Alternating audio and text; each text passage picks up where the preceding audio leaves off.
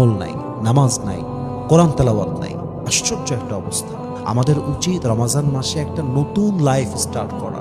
আমি এমন একটা জীবন চাই রমজান মাসে, যে জীবনে আমি থাকবো আমার আল্লাহ থাকবে, যে জীবনে আমি থাকবো আমার নবী থাকবে, যে জীবনে আমি থাকবো ইসলাম থাকবে, যে জীবনে আমি থাকবো কোরআন থাকবে, যে জীবনে আমি থাকবো জিকির থাকবে, যে জীবনে আমি থাকবো নামাজ থাকবে, তাহাজ্জুদ থাকবে, দোয়া থাকবে, জিকির থাকবে।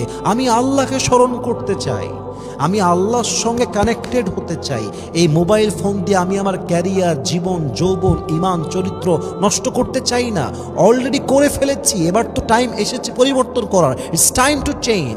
You have to change yourself. You have to take the action at this moment, right now. যা করার সময় এখনই করার সময়, আমাদেরকে এখনই ঠিক হতে হবে। মেহেরবানি করে সবাইকে বলবো, এই মোবাইল ফোনটা বাদ দিয়ে দেন রমজান মাসে। একেবারে একান্ত প্রয়োজন ছাড়া ডোন্ট টাচ ইউর স্মার্টফোন। হাতই দিবেন না।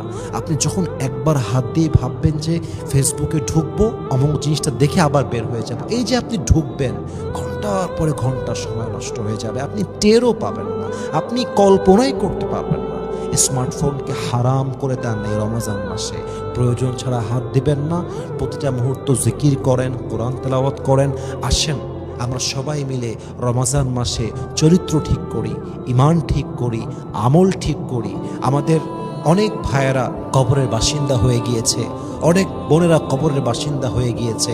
আমরা হায়াতে বেঁচে আছি, রমজান পেয়েছি, রোজা পেয়েছি, আল্লাহকে ডাকার সুযোগ পেয়েছি, নামাজের সুযোগ পেয়েছি, তাহাজ্জুদের সুযোগ পেয়েছি।